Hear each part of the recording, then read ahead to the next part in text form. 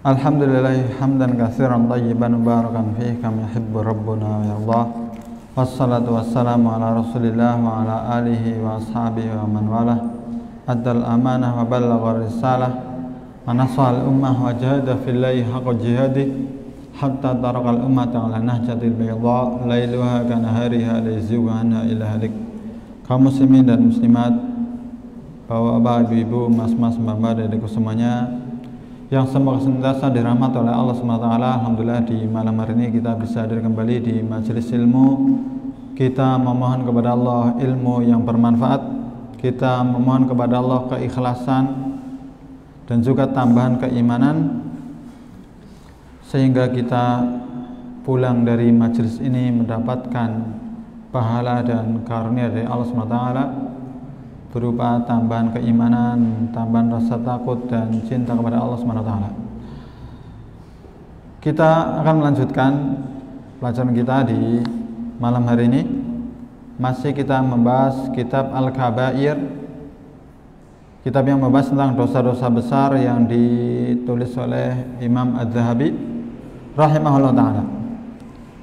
Di pertemuan lalu kita telah membahas tentang membenarkan atau mempercayai dukun, apapun sebutannya. Pokoknya kalau dukun mengaku-ngaku mengetahui perkara yang gaib, kita tidak boleh mempercayainya. Dan juga tentang istri yang durhaka. Berikutnya kita masuki dosa besar yang ke-43 yang beliau tuliskan di dalam kitab ini, yaitu memutus hubungan kekerabatan atau memutuskan silaturahim.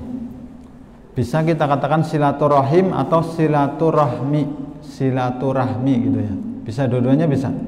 Bisa silaturahim atau silaturahmi ya, sama. Beliau membawakan pertama ayat dalam surat An-Nisa ayat 1. Wattaqullaha alladzi tasaaluna bihi wal arham. Bertakwalah kepada Allah yang dengan namanya kamu saling meminta, dan peliharalah hubungan kekeluargaan. Jadi memang dalam Al-Quran dan juga hadis itu begitu diperhatikan, begitu ditekankan tentang masalah menyambung hubungan kekeluargaan. Bahkan Nabi SAW pernah menyampaikan sedekah kita kepada keluarga dan kerabat itu lebih utama daripada bersedekah kepada orang lain. Lebih utama, lebih besar pahalanya. Kemudian beliau membawakan ayat di sini dalam surat Muhammad ayat 22 sampai 23. Fahal asaitum in tawallaitum an tufsidu fil ardi wa tuqatti'u arhamakum. Maka apakah sekiranya kamu berkuasa, kamu akan berbuat kerusakan di bumi dan memutuskan hubungan kekeluargaan? Mereka itulah ya ulaika alladzina la'anahumullahu wa asammahum wa ma abzarahum.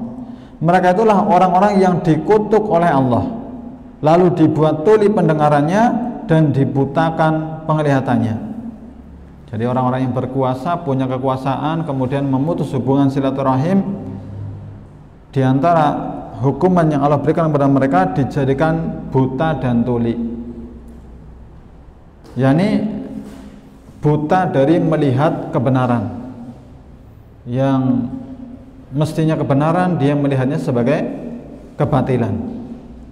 Yang kebatilan dilihat sebagai kebenaran. Dan juga tuli, yakni tuli dari mendengar kebenaran.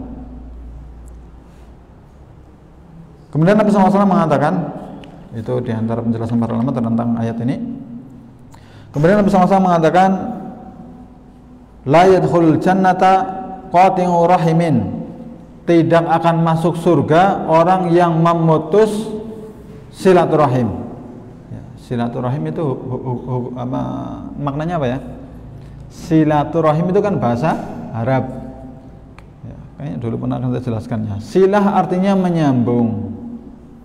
Rahim itu kerabat, yakni yang masih punya hubungan rahim, masih punya hubungan darah, kerabat lah bahasa kita ya, kerabat.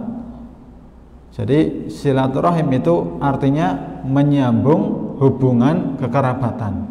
Biasanya kalau dalam bahasa Indonesia ditambah tali ya, tali silaturahim, tali hubungan kekerabatan.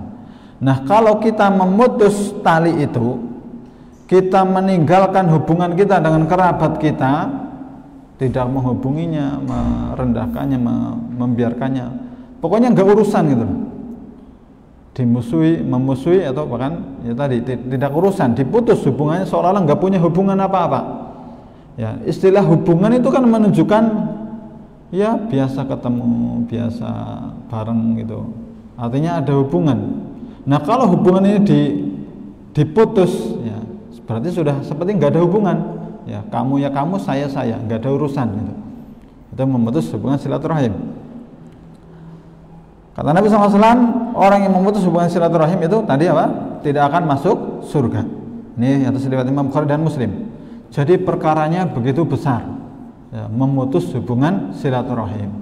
Dan kami ingatkan di sini bahwasanya silaturahim itu tadi maknanya hubungan kekerabatan.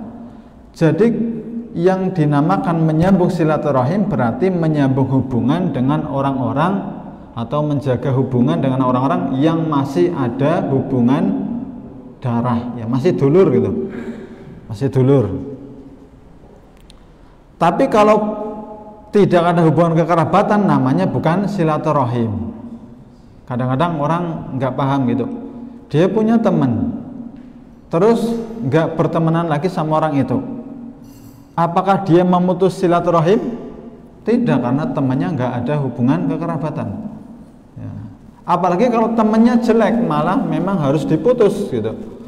Harus dijauhi teman-teman yang jelek karena bisa menarik kita kepada kejelekan sebagaimana kejelekan yang dia lakukan. Itu silaturahim. Ya, jadi kadang-kadang ada yang nanya, saya sudah nggak temenan lagi sama dia, apakah termasuk memutus hubungan silaturahim? Tidak, ya karena bukan kerabat, bukan kerabat. Baik. Jadi hubungan silaturahim itu yang masih ada hubungan darah. Dan hendaknya kita itu mengenal, ya, mengenal siapa saja kerabat kita, dulur-dulur kita, terutama dulur-dulur yang dekat gitu, dulur edek. Siapa aja ya yang dekat, siapa? Paman, bibi, anaknya paman, anaknya bibi gitu ya. Itu kita usahakan. Bahkan Nabi SAW pernah mengatakan, ta'allamu min ansabikum ma tasiluna bihi arhamakum. Pelajarilah nasab-nasab kalian. Nasab itu apa? Jalur keturunan, garis keturunan, itu dipelajari. Dan ini merupakan keistimewaannya orang Arab. Orang Arab itu kalau masalah nasab, wah nomor satu. Makanya kita kalau membaca sirah Nabi, itu para ulama menulis, diantaranya Syekh Sofiyur Rahman Al-Mubarakfuri dalam kitab beliau Ar-Rahiqul Maktum, menulis nasabnya Nabi Muhammad SAW. Ditulis sampai, bahkan ada yang menulisnya sampai Nabi Nuh, ya. Nabi Ibrahim, ya, karena Nabi Muhammad termasuk keturunannya Nabi Ibrahim. Cuman untuk nasabnya Nabi itu yang disepakati kesohihannya itu sampai Adnan. Dan dari Nabi sampai Adnan itu ada 15 nama, kalau enggak 16 ya lupa. Ya. Jenengan hafal apa enggak? Muhammad bin Abdillah bin Abdul Muttalib bin Abdi Manaf bin Qusay bin Kilab bin Fihr bin Murrah dan seterusnya. Saya sempat hafal sampai Adnan tapi sudah lupa lagi. Itu jadi mereka dijaga gitu, hafal. Ya, itu kalau diurut secara bahasa Jawa itu dari bapak, simbah, buyut, cangga, wareng, apalagi atasnya uger-uger gitu ya, beropak sente sampai sekian kakeknya mbah yang kesekian.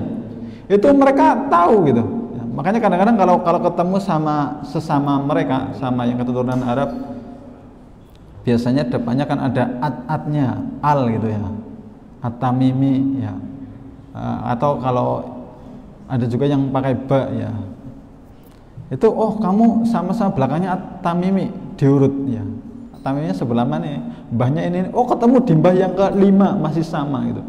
Itu istimewanya orang-orang Arab. Kalau kita ya orang Jawa apalagi ya, kadang-kadang buyute tok we wis orang ngerti. Ya, buyute siapa? Alah mbuh. Enggak tahu. Ya, karena tadi kurang terjaga dari sisi. Nah, ini yang sama Nabi SAW kita disuruh untuk mempelajarinya. Makanya kalau perlu itu ditulis. Bapak saya ini, mbah saya ini, mbah saya punya anak ini, itu yang termasuk saudaranya bapak saya. Gitu. Nanti kita bisa mengenal sedulurku sama bae gitu. Nanti kita bisa menyambung tali silaturahim di situ dengan kita mengetahui dulur-dulur kita. Jadi kata Nabi SAW, ta'allamu min ansabikum, pelajarilah nasab kalian atau jalur nasab kalian. Matasiluna bi arhamakum, yang dengannya kalian bisa menyambung hubungan silaturahim. Gitu. Dan Al-Imam Adz-Dzahabi di sini juga beliau membawakan tentang keutamaan menyambung hubungan silaturahim. Jadi kalau memutusnya itu termasuk dosa besar, menyambungnya juga termasuk amal ibadah yang memiliki pahala yang besar. Memiliki pahala yang besar.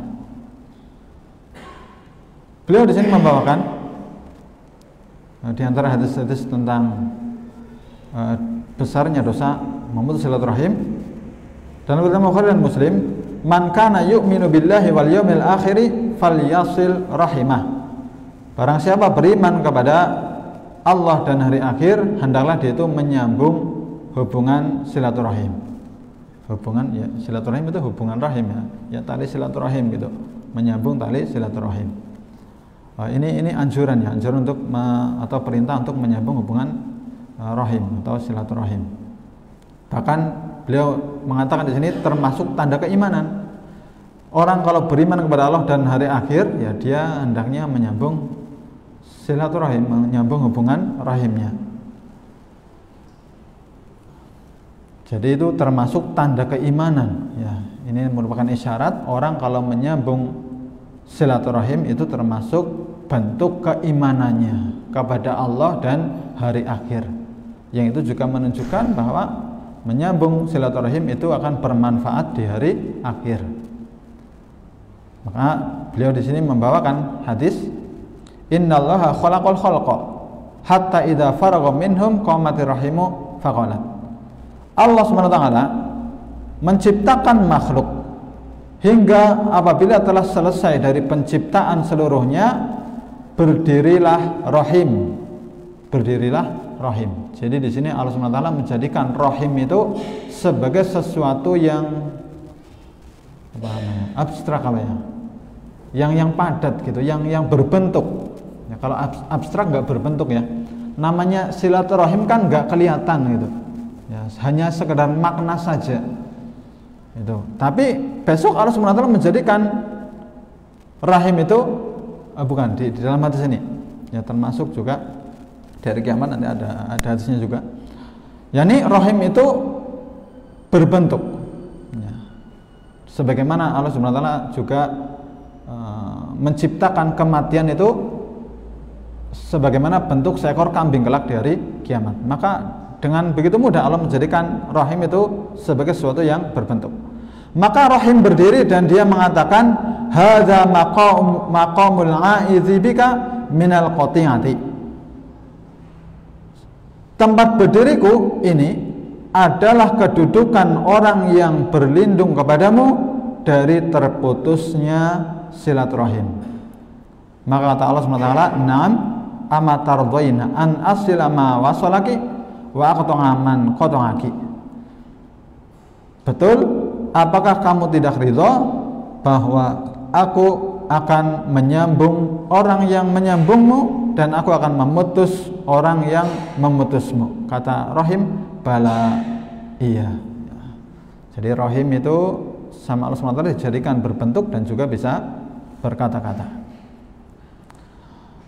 Dan dalam hadis ini juga menunjukkan bahwasanya keutamaan menyambung tali silaturahim.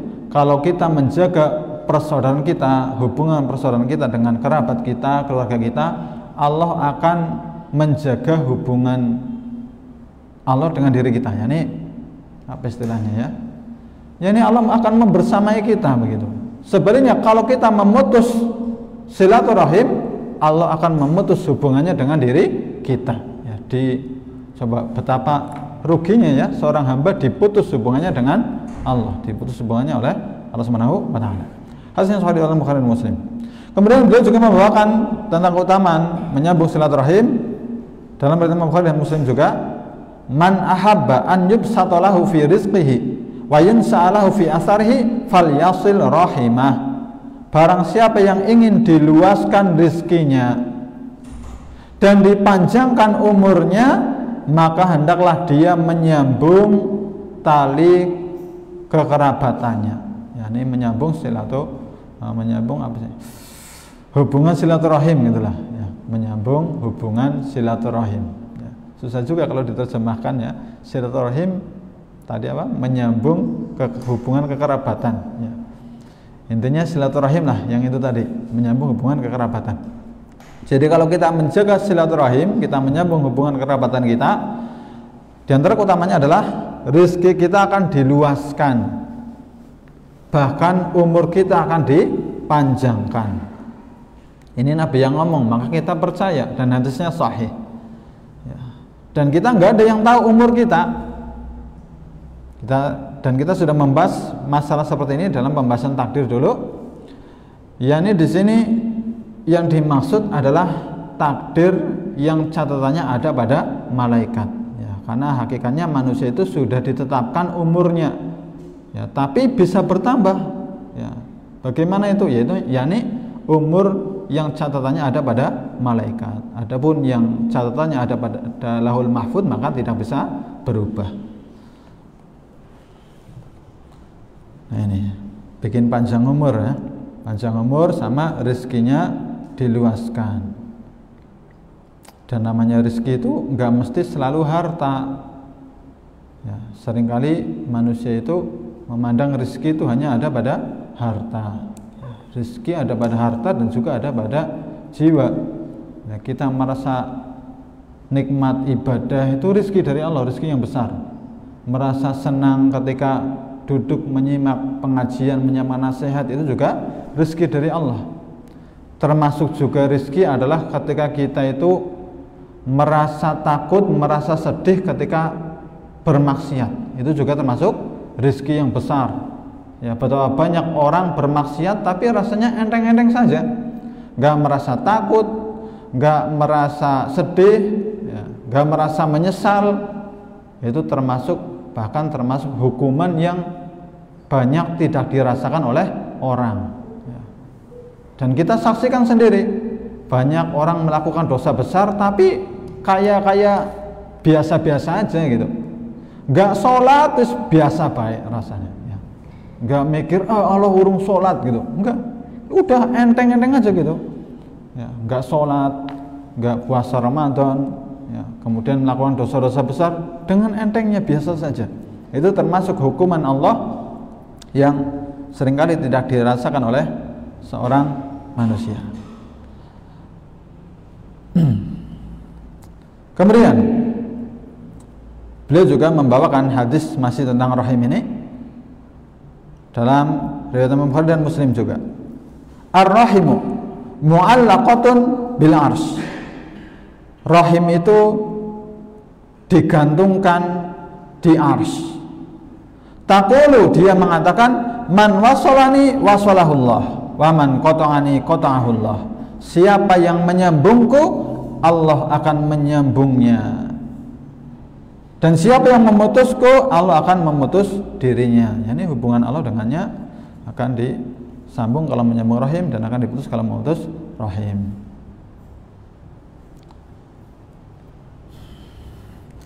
Intinya dua perkara ini saling berkebalikan ya. Ada keutamaan ketika kita menyambung hubungan kekerabatan dan juga ada dosa yang besar ya, dosanya besar, memutus hubungan kekerabatan. Maka kita waspada. Nah, seringkali di antara kekerabatan itu terputus karena masalah dunia ya. Dan itu kebanyakannya begitu ya. Orang tuanya meninggal, rebutan warisan, akhirnya putus hubungan kekerabatannya. Nggak saling bertegur sapa, kalau ketemu saling marah-marah, ya putus sudah. Seolah-olah nggak pernah ada hubungan kekerabatan. Makanya juga diantara nasihat ulama itu hendaknya kita itu kalau dalam masalah dunia itu hendaknya kita banyak-banyak mengalah. Ya, masalah dunia, masalah yang ringan di sisi Allah. Ya karena dunia ini hina. Ya, daripada kita bermusuhan, bukan berarti juga kita itu tidak menuntut hak kita. Ya sekali lagi masalah itu masih bisa ditolerir, kita banyak-banyak mengalah. Ya masalah dunia. Baik, daripada kita itu saling bermusuhan. Baik. Beliau membawakan ayat dalam surah Ar-Ra'd ayat 25. Walladzina yanquduna 'ahdallahi min ba'di mitsaqihi wa yaqta'una ma amarallahu bihi an yusala wa yufsiduna fil ard. Ulaika lahumul la'natu wa lahum su'ud dar. Dan orang-orang yang melanggar janji Allah setelah diikrarkannya dan memutuskan apa yang diperintahkan Allah agar disambungkan dan berbuat kerusakan di bumi, ya. Poinnya di sini memutuskan apa yang diperintahkan Allah agar disambung dan berbuat kerusakan di muka bumi, maka mereka itulah orang-orang yang memperoleh kutukan dan tempat kediaman yang buruk. Kutukan ya ini laknat itu dijauhkan dari rahmat, dan juga tempat kediaman yang buruk yaitu neraka jahanam.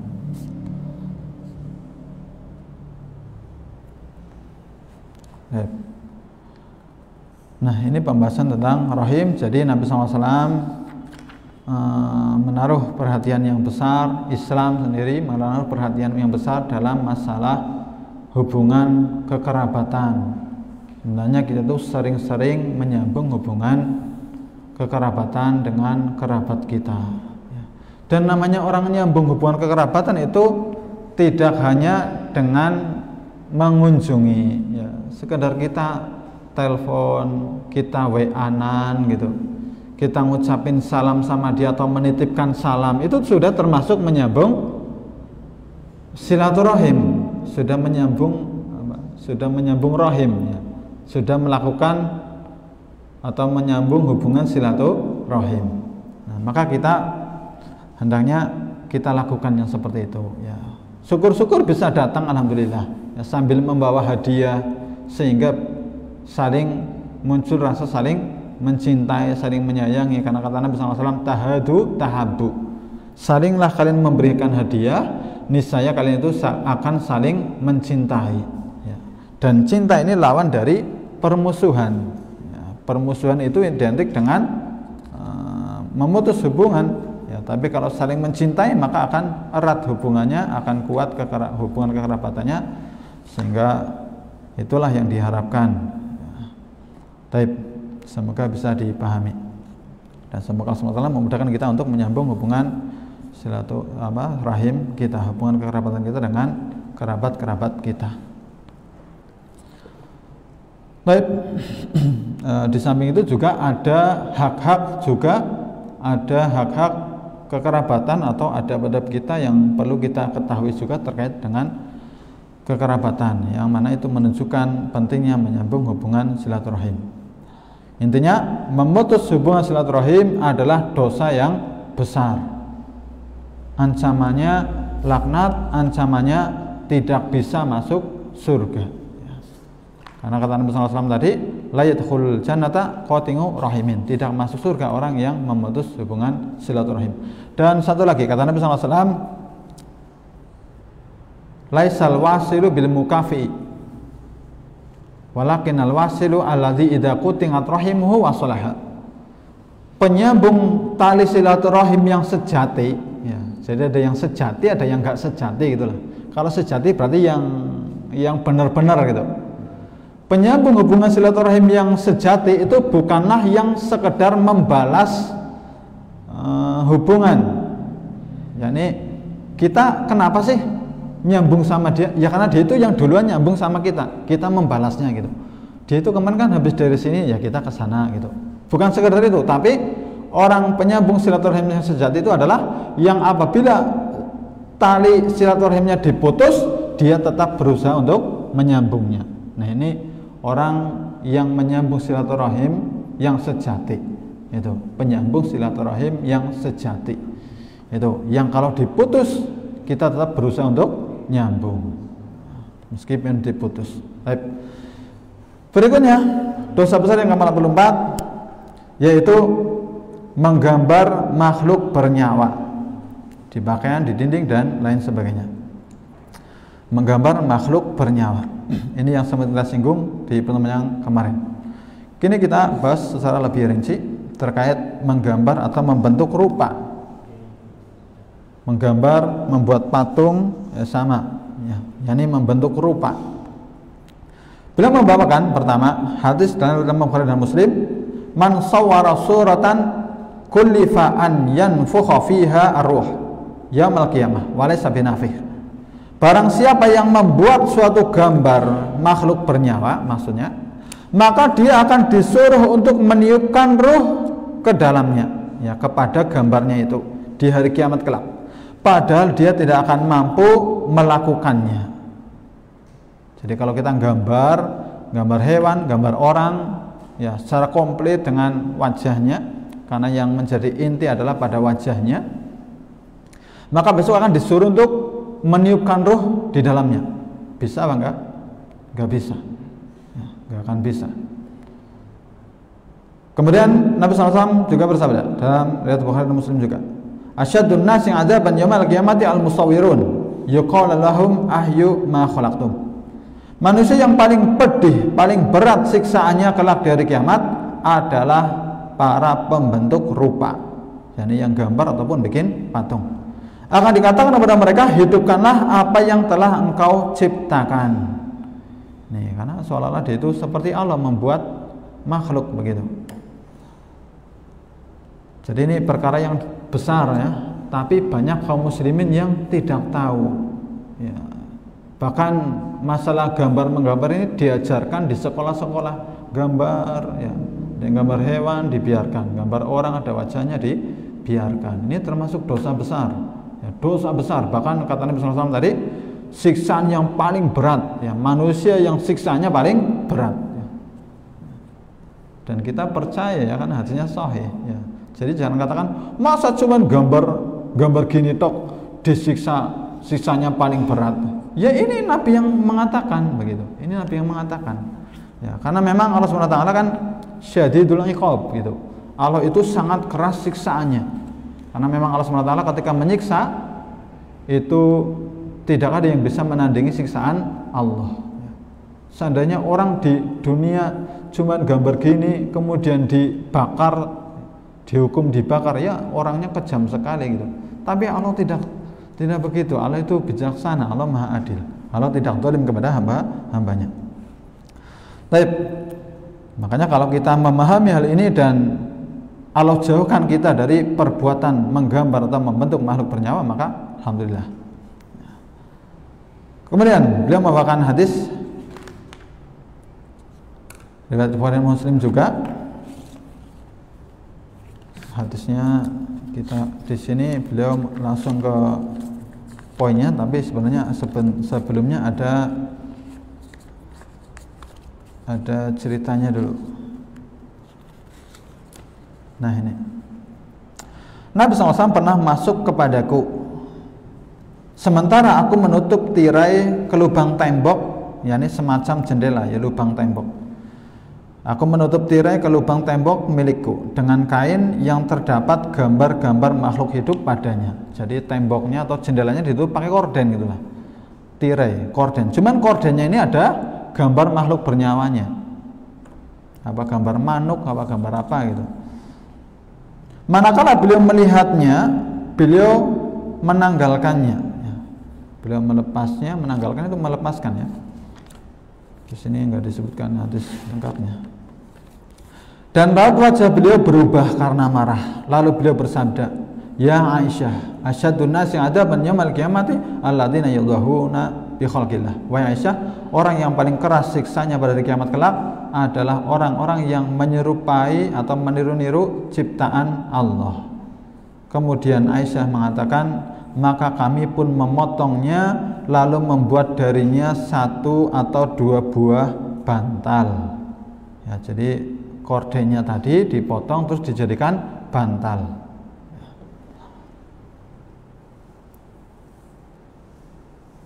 Dalam riwayat yang lain, maka kami membuatnya menjadi 1 atau 2 bantal, sama.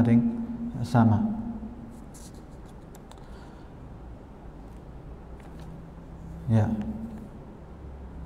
Baik.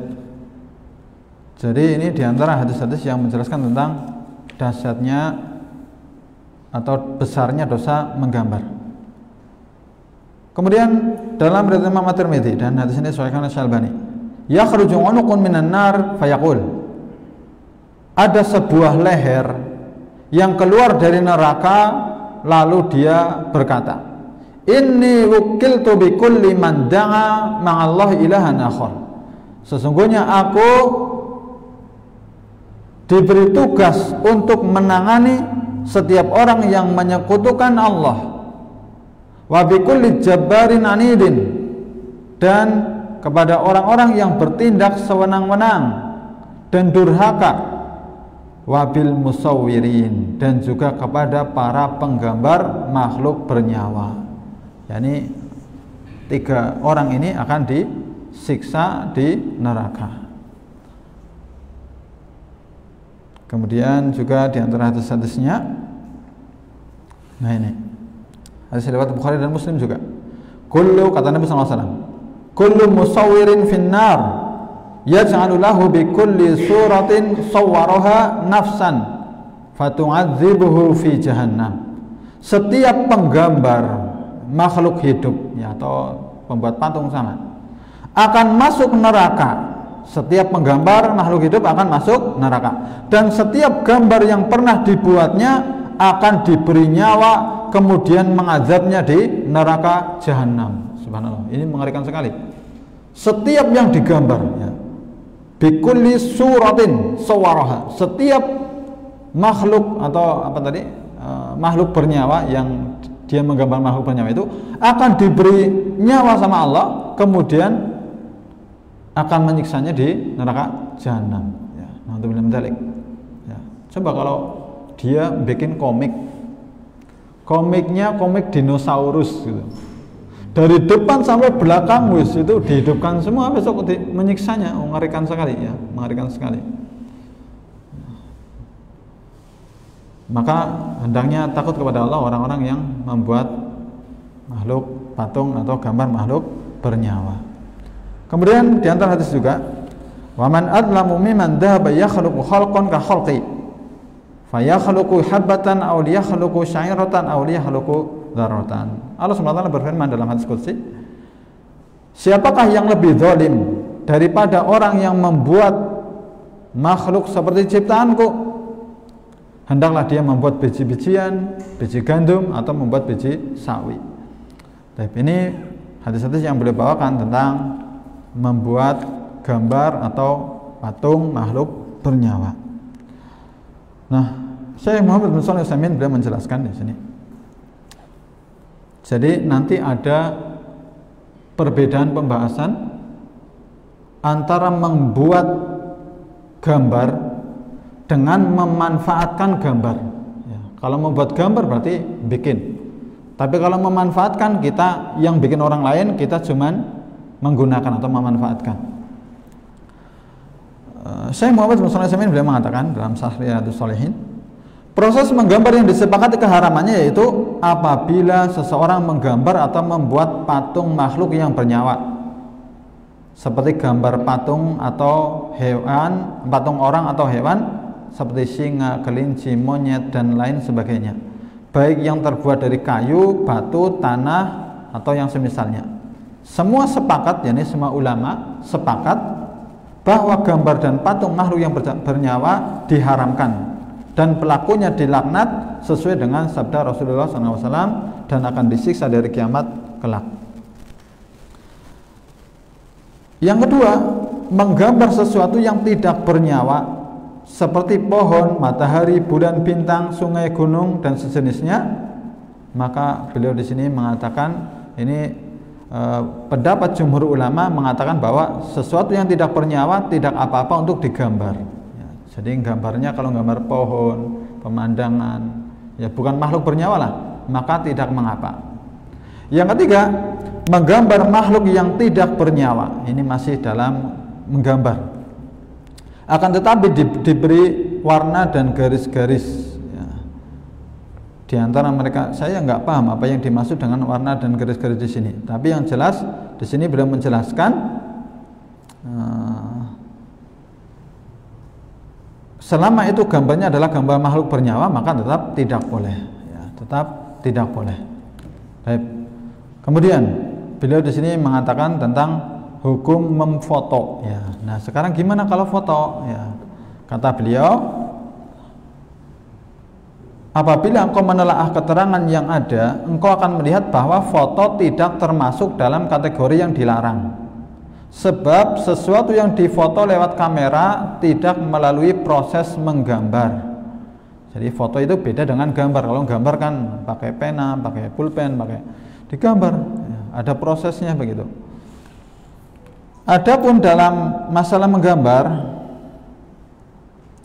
seolah-olah alat ini itu dalam masalah foto ya, seolah-olah alat ini hanya memindahkan gambar makhluk yang diciptakan oleh Allah ke atas kertas, dan inilah pendapat yang paling kuat. Jadi beliau menjelaskan di sini masalah foto itu adalah ya itu ya gambar yang Allah buat gitu, sama dengan gambar yang Allah buat, cuman dipindahkan di kertas gitu. Alat ini hanya memindahkan gambar makhluk yang diciptakan oleh Allah ke atas kertas. Kemudian beliau juga menjelaskan foto-foto, pendapat yang paling kuat adalah foto-foto yang dihasilkan oleh kamera tidak termasuk dalam kategori gambar yang dilaknat, sebab sama sekali tidak ada campur tangan pemotret dalam proses penciptaan gambar. Tidak ada campur tangan pemotret dalam proses penciptaan gambar. Dan alat tersebut tidak bisa dikatakan seorang pelukis atau penggambar. Namanya orang motret kan cuma mencet tombol dong ya, cekrek ya. Kemudian jadi, dan hasilnya itu kan sama seperti yang Allah ciptakan. Ya, hanya saja menjadi kalau orang kan ada bayangannya, kalau apa istilahnya 3 dimensi apa ya. Kalau gambar kan 2 dimensi gitu, rata, nggak ada bayangannya. Tapi hasilnya sama, rupanya gitu. Itu seperti yang Allah ciptakan. Makanya diantaranya ada yang mengatakan foto itu seperti kalau kita itu bercermin gitu. Bercermin boleh nggak?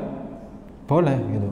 Namanya orang bercermin kan ya dicermin gitu, rata. Itu seperti kita persis gitu, ciptaannya Allah.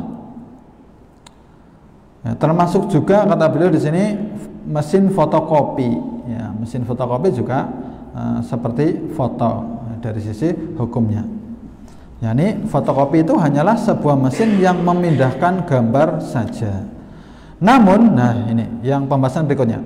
Permasalahannya adalah tujuan benda itu atau orang-orang itu ketika difoto. Nah ini tujuannya apa? Foto-foto gitu. Ya, tujuannya apa foto-foto? Maka foto itu perlu ditinjau dari tujuannya.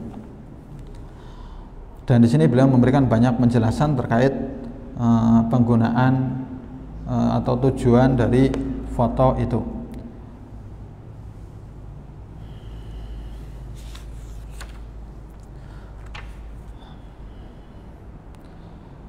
Nah, kita harus meninjau dari dan memperhatikan setiap perkara yang dibolehkan, tujuan dari perkara tersebut, atau untuk apa gambar itu diambil atau foto itu dijadikan foto. Karena perkara yang hukumnya dibolehkan bisa berubah hukumnya atau akan berbeda-beda hukumnya sesuai dengan tujuannya. Ya. Jadi di sini beliau termasuk yang sangat berhati-hati dalam menyikapi masalah foto.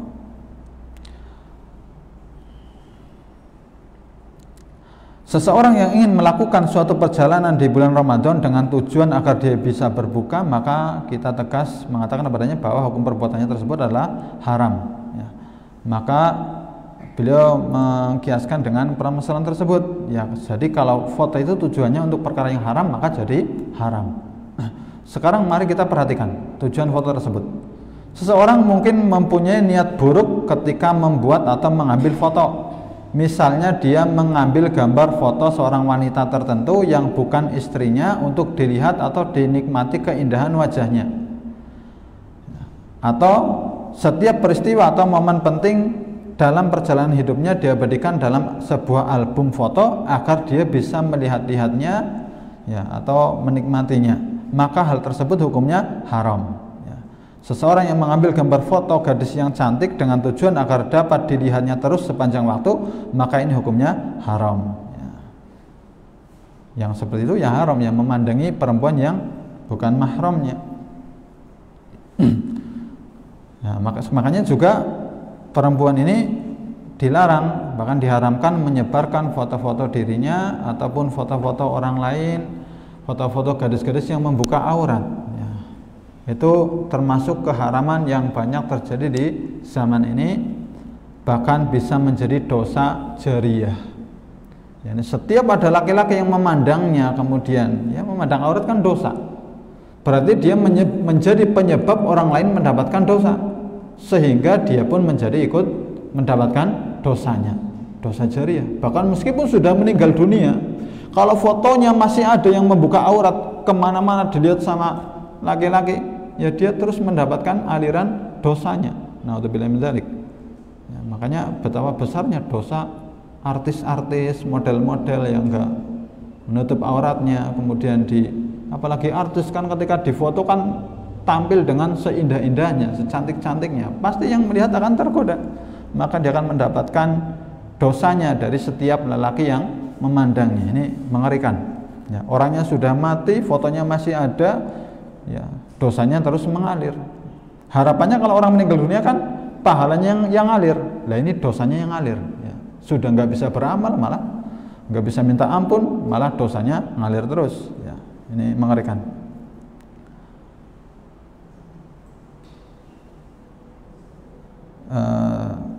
Bahkan beliau di sini juga mengatakan, seseorang yang mengabadikan foto tokoh-tokoh penting dari kalangan penguasa atau ulama dengan maksud untuk senantiasa diagung-agungkan dan dikaguminya, bahkan menggantung foto tersebut di dinding rumah untuk sekedar penghormatan kepada mereka, maka perbuatan seperti ini juga diharamkan.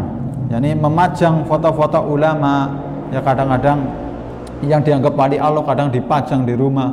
Oh ini kiai fulan, ini wali fulan. Ini juga termasuk perkara yang diharamkan kata beliau, karena bisa membuat seseorang terjerumus ke dalam kesyirikan. Kemudian juga beliau di sini juga termasuk yang melarang berkaitan dengan foto-foto untuk sekedar untuk kenang-kenangan. Seseorang mengabadikan sesuatu dalam bentuk foto untuk dijadikan kenang-kenangan juga diharamkan dan tidak diperbolehkan, karena itu tersebut hanya membuang-buang waktu. Ya, jadi dari sisi membuang-buang waktu. Faedah keuntungan apa yang kau dapatkan dengan mengenang foto-foto tersebut setiap saat? Ya, jadi beliau itu termasuk dalam masalah ini yang begitu berhati-hati, sehingga beliau dalam masalah ini beliau tidak membolehkan foto hanya sekedar untuk kenang-kenangan. Namun apabila foto itu dimaksudkan untuk keperluan, ya ada keperluannya, misalnya untuk identitas pribadi atau menguatkan data tertentu dengan tujuan yang benar, maka yang seperti itu tidak berdosa, tidak apa-apa. Intinya beliau begitu berhati-hati dengan masalah foto ini. Adapun dalam masalah gambar tadi, ya dalam masalah gambar tadi,